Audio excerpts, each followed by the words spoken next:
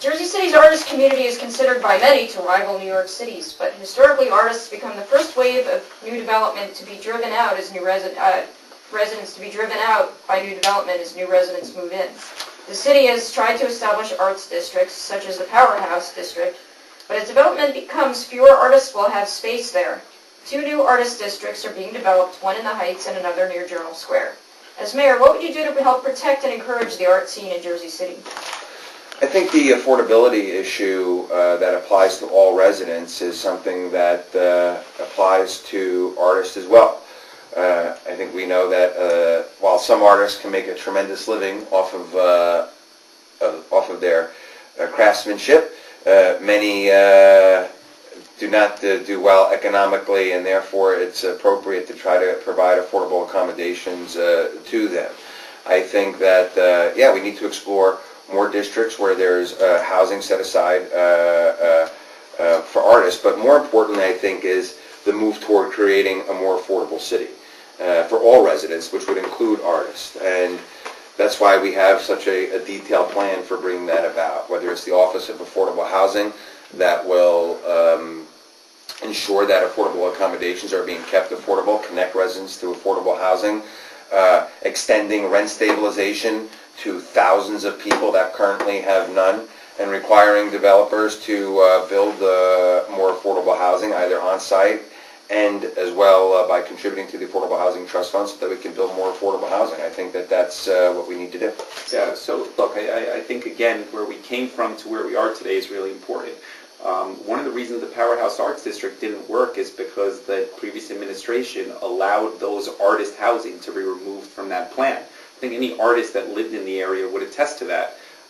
And again, I put my record against that. I voted against those changes while I was on the city council because I thought it was important to keep those in place. Where we are today is over the last 4 years is working on, as you mentioned, several new arts districts, one in the Heights, one in Journal Square.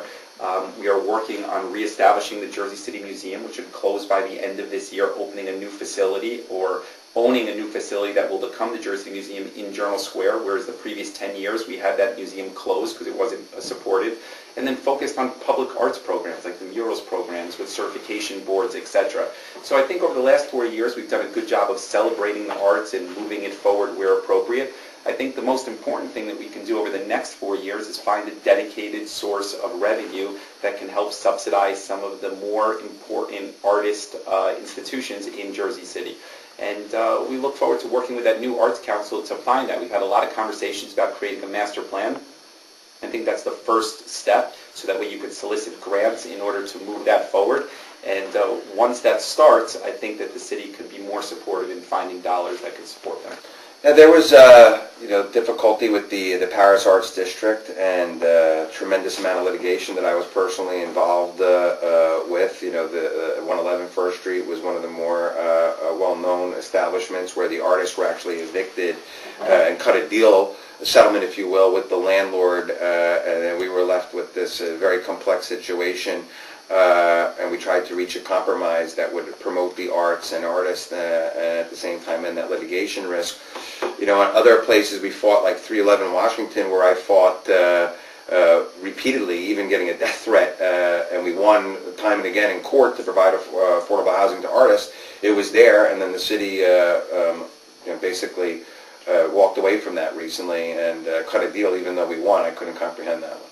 Something going back and forth on this. I think we both said kind of our positions on it, but over the last 4 years I think we have a strong track record of correcting some of the things that weren't focused on for the previous 10 years. And hopefully in the next 4 years we'll be able to find that dedicated revenue, which I think is crucial to making sure that artists can stay and have gallery space. And I think that we are going to be able to stick to that zoning that we have in order to make sure that it's built appropriately. And lessons we learned from the Powers Arts District over the previous 10 years should guide us on what we shouldn't be doing.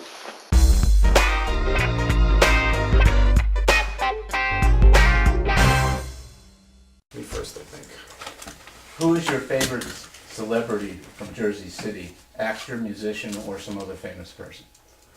And this is for me first? I think. Or no? Is Yeah, it? I think we're starting with Mayor Phillips. Yeah, starting with Mayor Phillips. Yes. It worked.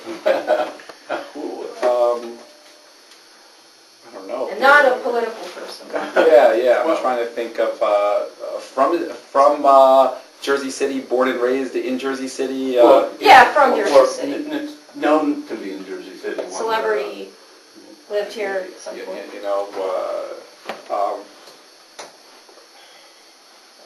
This is a tough one. I'm using my 2 minutes of saying who I'm a legitimate fan of. That's fine. Take your time. 2 minutes long.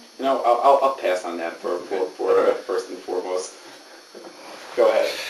I'll get my rebuttal. To me, it's a tough. To me, it would be a tough call. Some people don't realize that Casey and Sunshine Band is from there. Cool and the Gang. Cool from Cool and the Gang, who we had at the July 4th. I thought that was going to be an easy one. Yeah, I'm just trying to think who I'm and then, Flip Wilson was probably one of the more famous guys to come out of Jersey City, who was, my older brothers and my parents were big fans of. So, Stewart. What's that? Martha Stewart. Was she Bayonne or She's from Jersey City? Yeah, she's definitely not my favorite. But. I'm just thinking of other people that are. I would say, but my favorite is Nathan Lane, who, and that would be my number one guy. You're a Prince. You could go with Nice guy. Queen Latifah. You could go with some of Wu-Tang Clan. You could go with Joe Budden? Joe Budden. Yeah, he's It's on true. there. Guitarist for Blondie. I think Akon's guitarist a little bit. Blondie. A guitarist for Blondie. You know what? You have to know the person's name. Look, I don't know. I mean, I can't say that I'm a rabid fan of any of those people. Outside of being thankful that or appreciate that they're from Jersey City, but it's not somebody that, as a child, I would be like, wow, this person is. Okay, that works. When I was a kid, there was you'd always be excited when someone would make a reference to Jersey City, like in a movie, I don't know if you know about there's a scene Ronald Reagan. They ask him what's his nationality. He's half Irish and half Jersey City. That's right.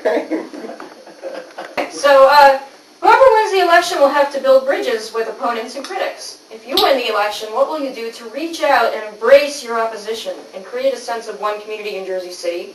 And how will you ensure critics that they'll be respected and heard? I would do that from a minute after, personally, for the mayor, I've had a relationship with him back when he was the city councilman and I was the corporation council, and we would disagree, but work a lot together too on different things. I always wish him the very best in life in every single way.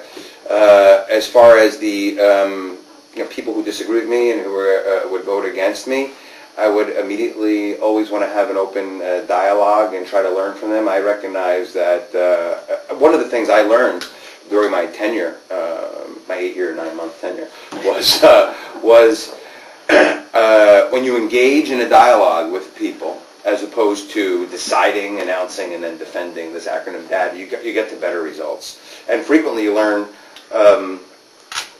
things that you weren't expecting to learn. And you might change, your course based upon that. So that's why we came up with this slogan, it's all about community. I really believe in this community dialogue, and I would engage the critics as much as I would engage the supporters from day one. And look, this campaign has been very much about grassroots, very much about knocking on people's doors and having conversations in their living rooms or on their stoops. And that part has been a blast. It's a lot of fun, and I'm learning a lot. And sometimes it's like having 10 debates in a day because you're engaging on all these questions. And so I would continue to have a robust dialogue with the community by everything from town hall meetings, which I've had 4 policy town hall forums in this campaign, to literally going in and walking down streets and engaging people that way.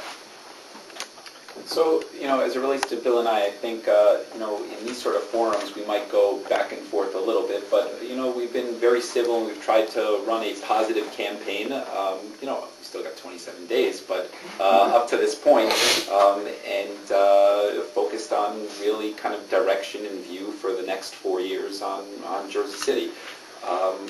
Look, one thing that has happened to me over the last 4 years and the previous 8 years on the city council is you develop some pretty thick skin, and you understand critics and you understand supporters, and you don't take it too personally. You just try and do the best job possible, what you believe and the convictions you have, and push that forward, working with as many people as possible. So I view that Bill and I will have hopefully a great relationship after November 8th, regardless of the outcome. And it's not going to be a personal situation where there's animosity. Certainly not on my side, as this stuff tends to, not be something that I take personally. On the community front, we've tried our best to engage in critics. I mean, the best example, I think this weekend we have 150 people signed up for a bus tour, particularly around Ward F, that most of them are critics of mine. And we're going to some of the things that we have done, whether it be Berlin Park or the Second Chance program or the City Hall Annex or the veteran housing or some of the affordable housing. And we walk them through what we did and talk them through some of the progress. So sometimes people don't realize some of the different things we're doing, and engaging them in real meaningful one-on-one dialogue, or in this case a bus tour where we're spending a couple hours together, can hopefully get people more working collaboratively together. So, as it relates to Bill, I think, up till now, it's been, a campaign focused on Jersey City, and we're going to continue to try and build bridges in the community as well. Want me to give it a go? Yes. Sure. I think it's important to engage in community dialogue, engage in feedback the entirety of one's term, and not just ramp it up during an election season. So now that we've said some nice things, I will make a distinction here to say, like, there was a sixth state of the cities in the last year, and the first 3 years, a large focus was a campaign that ended up being aborted for governor. I can tell you that the primary reason I'm running is because I have a crazy love affair with Jersey City, and I'll be out there debating with my critics, trying to win them over, learning from them from day one through the last day. I guess I got a rebuttal as well. Yes, right? Yes, you do. All right, so look, I mean, Bill likes to point to this gubernatorial run, and I don't shy away from it. I say to people that, it was flattering, and there was no doubt that I flirted with the idea of running for governor. I think that was pretty clear. But also the facts point to last September, I did a press conference, and I decided, as I said at that time, that I would finish my term and not run, and I was amongst the first people in the state of New Jersey to support Phil Murphy, and I changed the entire dynamics of the gubernatorial race. There were a lot of speculation on why I did that, and at the end of the day, I think a year later, I think it is exactly what I said then, that I just wanted to finish the commitment that we started. So yes, did we look at it? Yes. Can you say that I neglected the city in any regard? I would answer the answer is no. And did we actually step aside until we finish the 4 years? Clearly, yes. All right.